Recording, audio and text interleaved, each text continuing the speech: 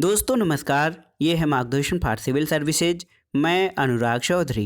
दोस्तों मार्गदर्शन सामान्य विज्ञान के अंतर्गत आज की वीडियो में प्रस्तुत है सभी परीक्षाओं के सामान्य ज्ञान और सामान्य अध्ययन के लिए उपयोगी रसायन विज्ञान के इम्पॉर्टेंट रिवीजन नोट्स का दूसरा भाग, जो आपके आगामी परीक्षाओं के लिए बहुत ही उपयोगी है। दोस्तों ये वीडियो उत्तर प्रदेश लोक सेवा आयोग, बिहार लोक सेवा आयोग, अधीनस्थ सेवा चयन आयोग द्वारा आयोजित की जाने वाली विभिन्न परीक्षाओं के साथ साथ आरओ यानी समीक्षा अधिकारी, सहायक समीक्षा अधिकारी, जीआईसी प्रवक्ता, government degree college assistant professor आदि के सामान्य अध्ययन के लिए बहुत ही उपयोगी है।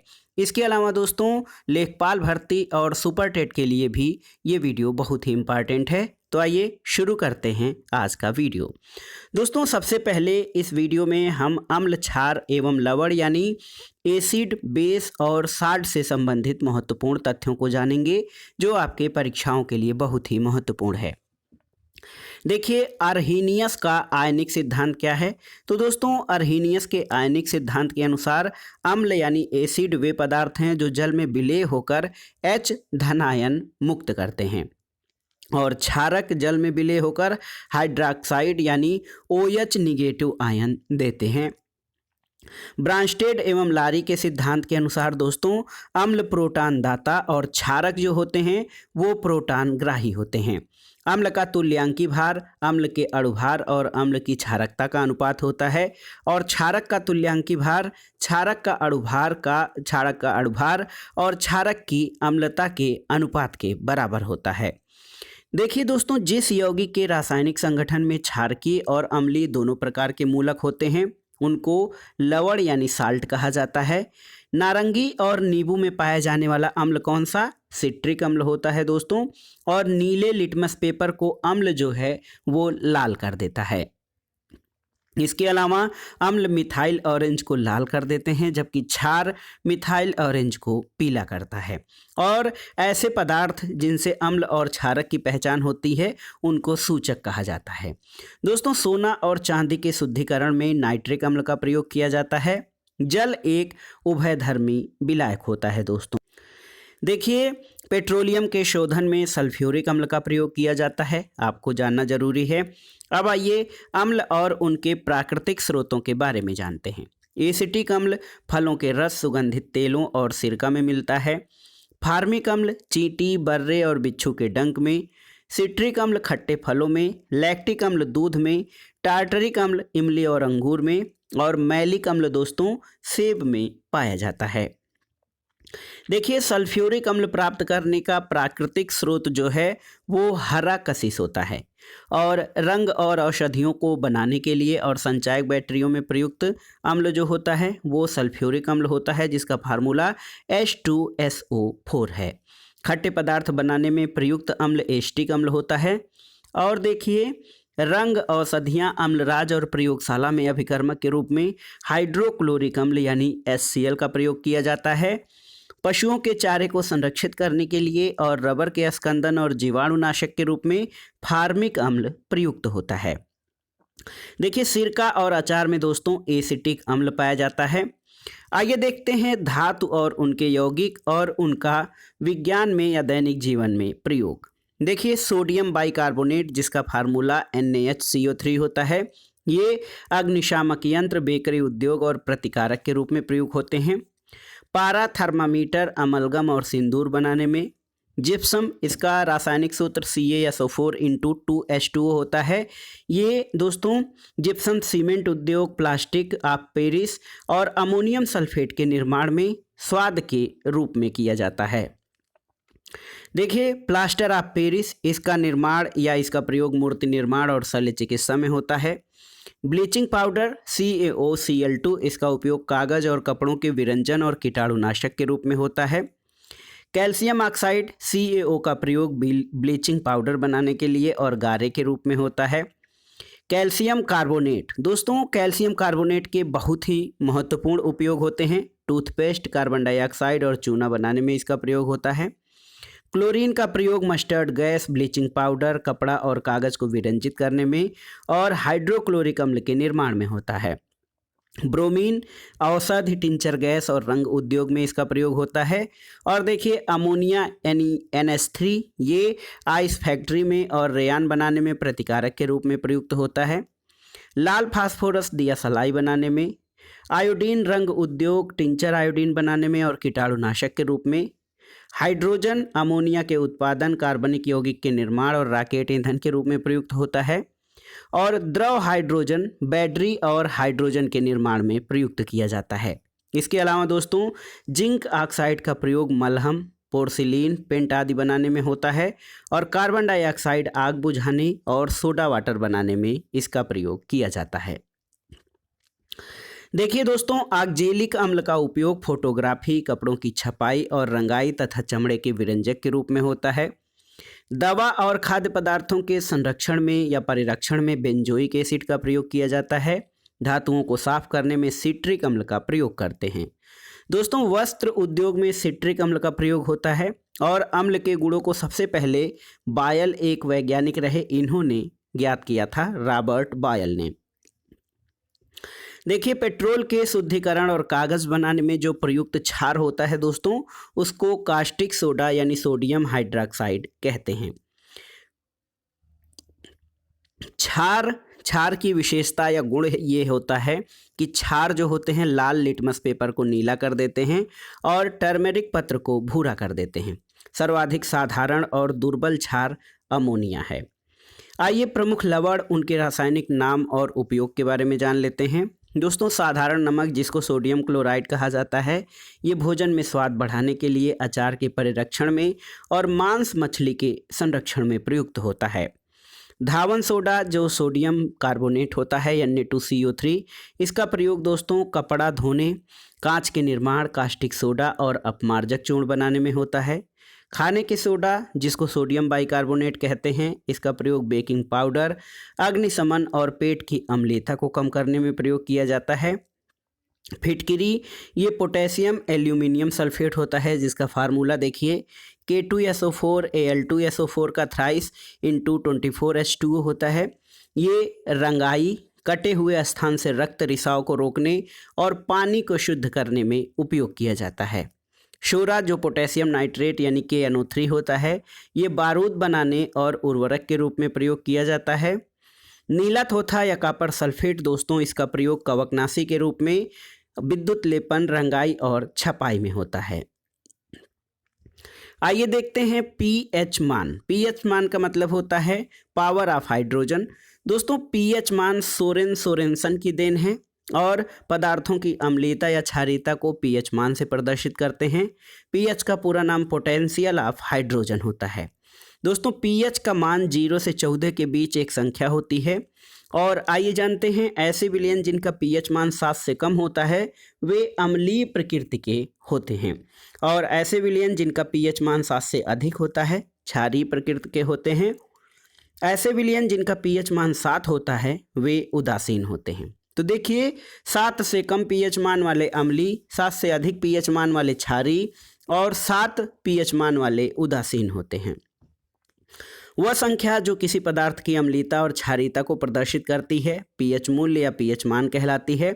दोस्तों इसका मान हाइड्रोजन आयन यानी हाइड्रोजन धनायन के सांद्रण के व्युत्क्रम के लघुगणक के बराबर होता है।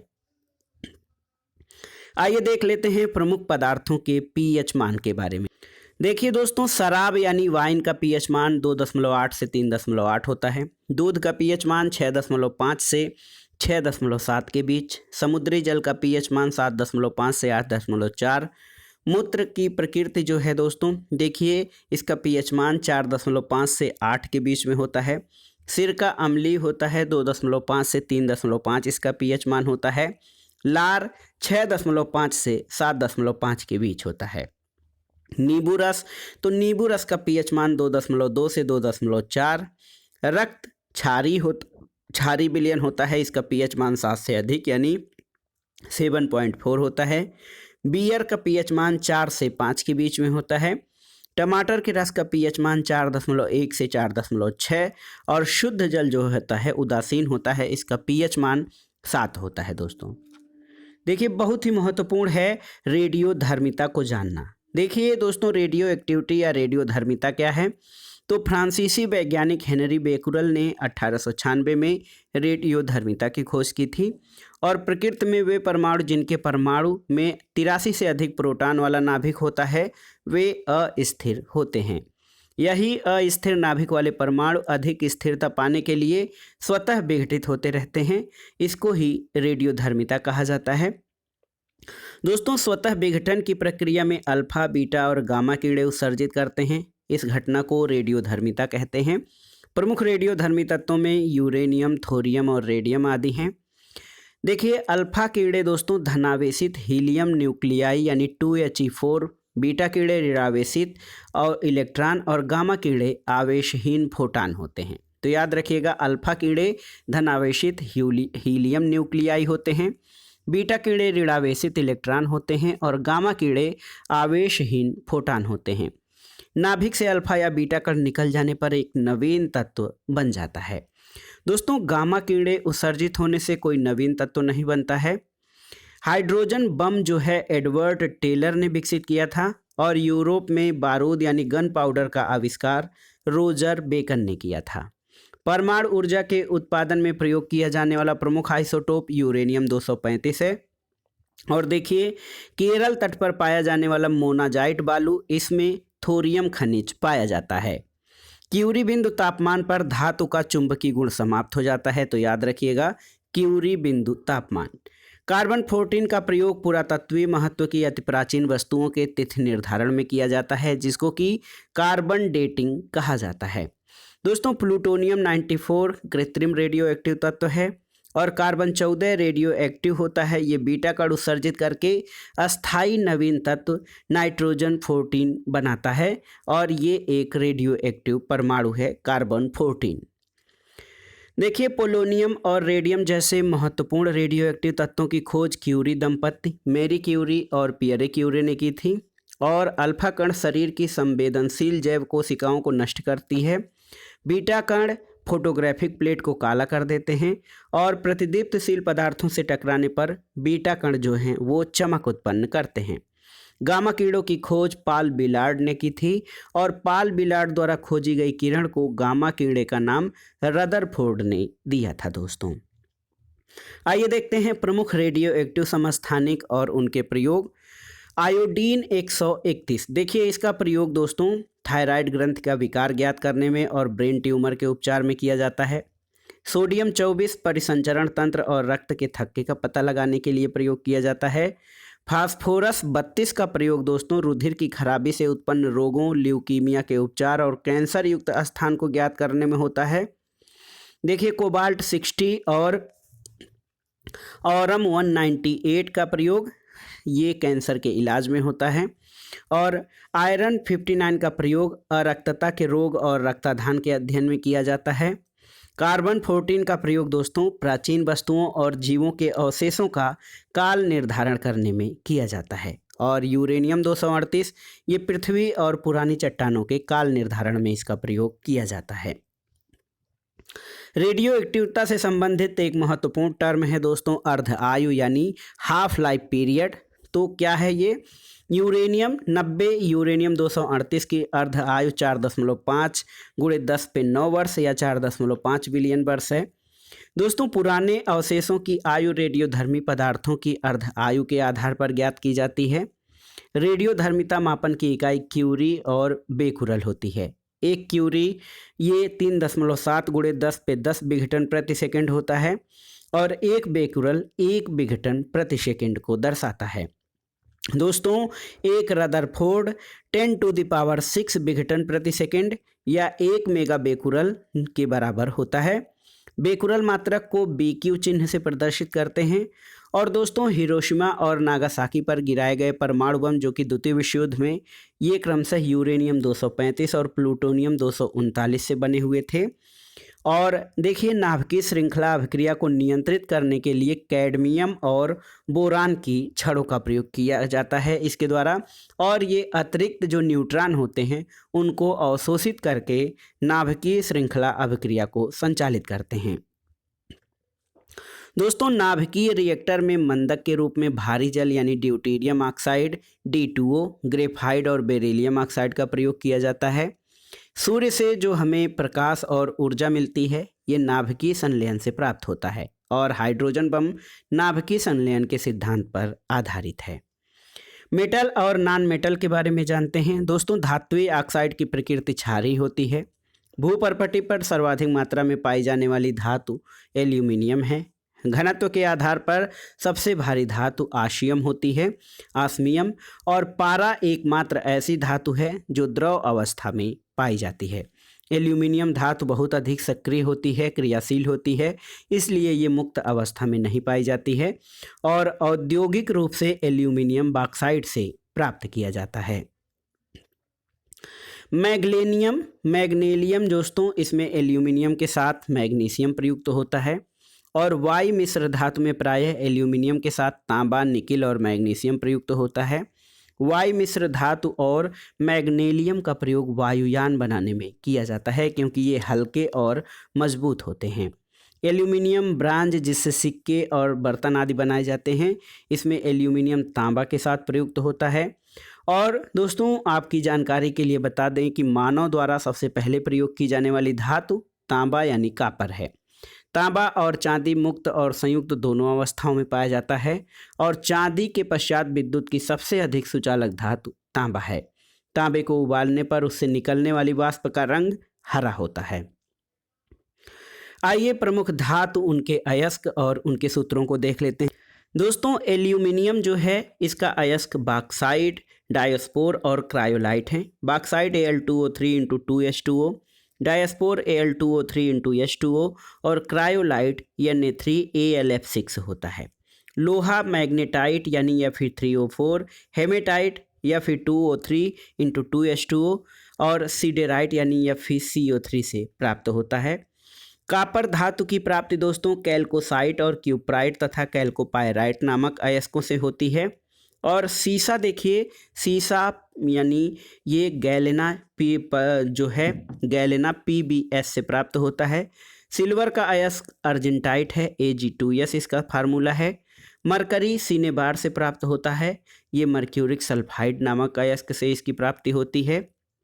दोस्तों क्रोमियम की प्राप्ति क्रोमाइट से होती है और सोना कैल्वेराइट अयस्क से मिलता है। टिन कैसिटेराइट यानी SnO2 से प्राप्त होता है। दोस्तों सर्वाधिक शुद्ध 72% लौह अयस्क जो है ये मैग्नेटाइट होता है।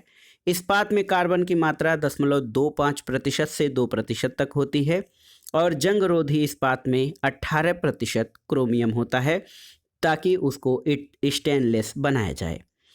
देखिए लोहे के पाइपों को संक्षरण से बचाने के लिए उसके ऊपर जस्ते की परत चढ़ाई जाती है जिसको गैल्वेनाइजेशन या गैल्वेनीकरण कहते हैं, जिसको GI यानी गैल्वेनाइज्ड आयरन कहा जाता है। दोस्तों वायुमंडल में किसी लोहे की वस्तु को खुला छोड़ देने पर वस्तु पर एक भूरे पाउडर आयरन ऑक्साइड की परत से ढक जाती है जिसको जंग कहा जाता है। और जंग लगना जो है एक रासायनिक प्रक्रिया है जिससे लोहे का भार बढ़ जाता है। ऊष्मा एवं विद्युत का सबसे कम सुचालक शीशा है और सिल्वर ब्रोमाइड का प्रयोग फोटोग्राफी और फिल्मों में किया जाता है। सिल्वर अमलगम चांदी को पारे में घोलकर बनाया जाता है। अर्जेंटाइन चांदी का अयस्क है और जिंक ऑक्साइड को जस्ते का फूल यानी यशद पुष्प या फिलास्फर ऊल भी कहा जाता है। सिनेबार पारे का अयस्क है। सर्वाधिक आघातवर्ध धातु सोना होती है और प्लास्टिक टेप रिकॉर्डर के टेपों पर लेपित किया गया पदार्थ आयरन ऑक्साइड होता है। दोस्तों सोना, तांबा, एल्यूमिनियम और लोहा में से मनुष्य सर्वाधिक उपयोग लोहे का करता है। स्टेनलेस स्टील बनाने के लिए काम आने वाला युग्म क्रोमियम और इस्पात होता है और तापमापी जो थर्मामीटर है उसमें तरल धातु पारे का प्रयोग किया जाता है। दोस्तों अधातुओं से चादरें या तार नहीं बनाए जा सकते क्योंकि ये भंगुर होती हैं और वह धातु जिसका ऑक्साइड परत बनाने के कारण से क्षरण नहीं होता वो एल्यूमिनियम है। स्लैग, यह नाम गलित कैल्शियम सिलिकेट को दिया जाता है। गलित कैल्शियम सिलिकेट को स्लैग कहते हैं। और दोस्तों तांबा विद्युत अपघटन के द्वारा शुद्ध होता है 18 कैरेट स्वर्ण में शुद्ध स्वर्ण का अनुपात केवल 75% होता है और जो 24 कैरेट गोल्ड होता है दोस्तों वो 100% सोना होता है। स्वर्ण की शुद्धता को कैरेट में व्यक्त करते हैं और स्वर्ण का शुद्धतम रूप 24 कैरेट यानी 24 कैरेट होता है। विश्व में सोना मुख्यतः अफ्रीका, संयुक्त राज्य अमेरिका, कनाडा, रूस और ऑस्ट्रेलिया में पाया जाता है और सोने के प्रमुख अयस्क जो हैं केलावेराइट और सिल्वेनाइट हैं। सोने के यौगिक जो हैं आरिक क्लोराइड का उपयोग सर्प विषरोधी इंजेक्शन बनाने में होता है और स्वर्ण जो है एक्वारेजिया जिसको अम्लराज कहते हैं उसमें घुल जाता है। देखिए प्लेटिनम या वाइट गोल्ड जो होता है इसको सफ़ेद स्वर्ण या सफ़ेद सोना कहा जाता है। प्लेटिनम का उपयोग आभूषण और मिश्र धातु बनाने में किया जाता है। पारा चांदी की तरह सफ़ेद और चमकीली धातु है। पारा साधारण ताप पर द्रवित रहता है यानी साधारण कमरे के तापमान पर पारा द्रव अवस्था में पाई जाने वाली धातु है। पारा जो है ये विद्युत एवं ऊष्मा का सुचालक होता है और मर्क्यूरस क्लोराइड को कैलोमल भी कहा जाता है। कैलोमल का उपयोग औषधि बनाने और औषधि के रूप में होता है। सिंदूर मर्क्यूरिक क्लोराइड से बनाया जाता है। पारा धातुओं के साथ मिलकर धातुई घोल अमलगम का निर्माण करता है।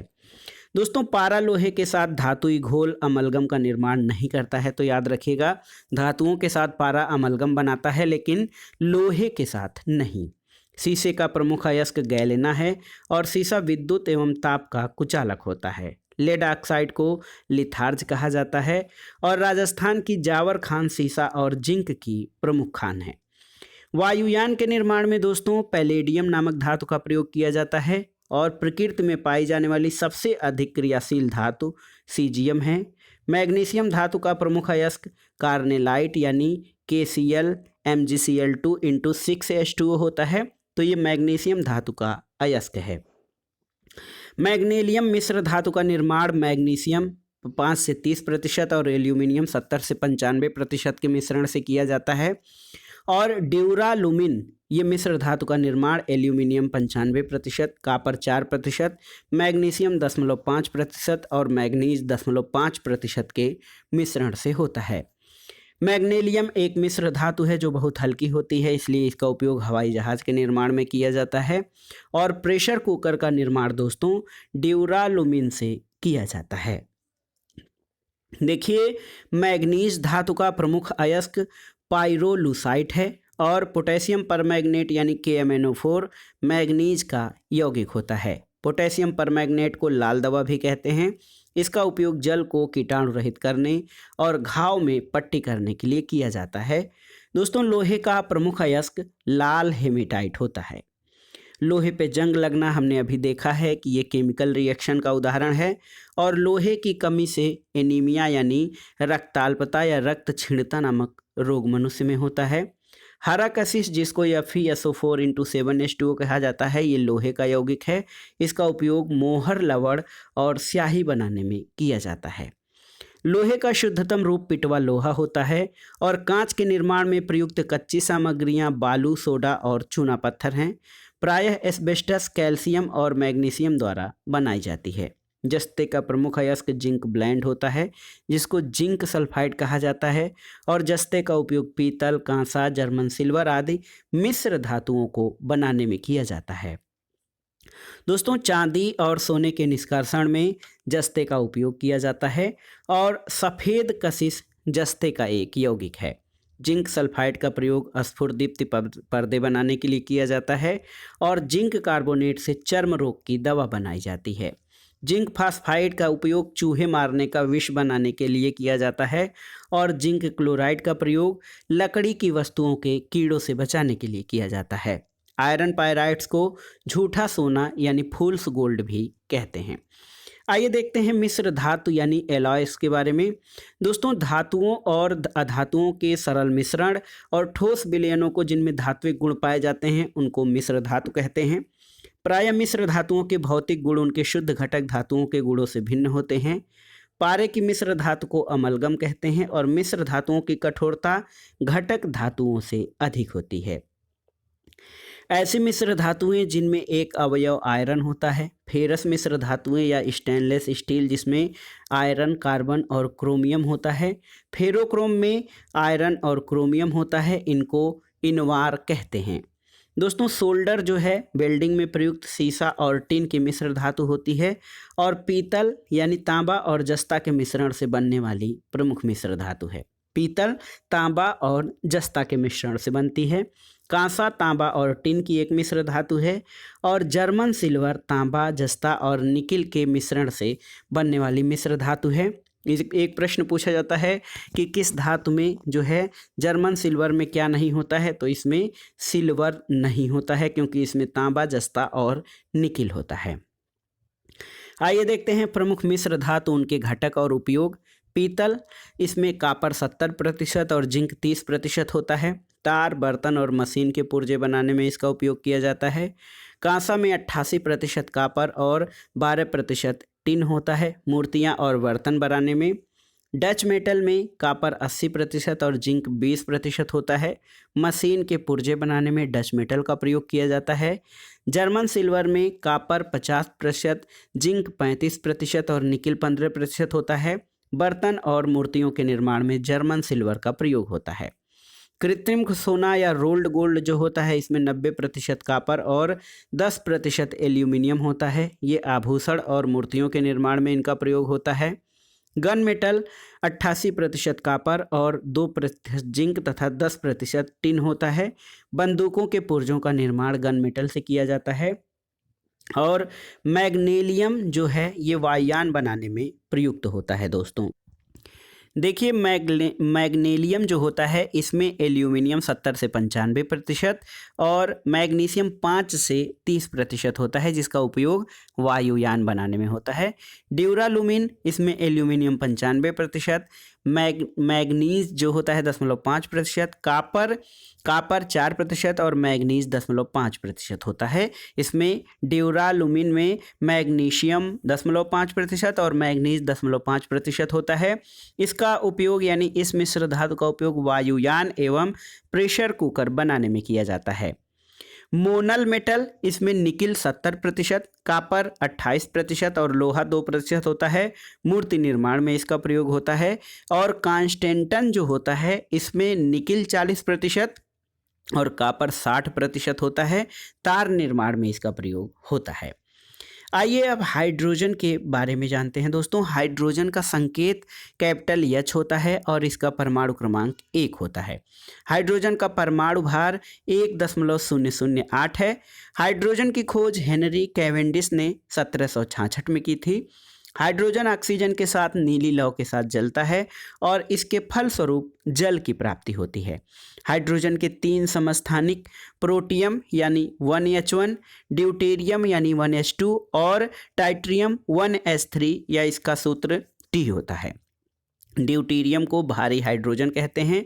ड्यूटेरियम की खोज यूरे ब्रिकवेट और मर्फी नामक वैज्ञानिकों ने 1931 में की थी। भारी जल यानी ड्यूटेरियम ऑक्साइड का जो है ड्यूटेरियम का ऑक्साइड होता है और साधारण जल के 5000 भाग में 1 भाग भारी जल होता है।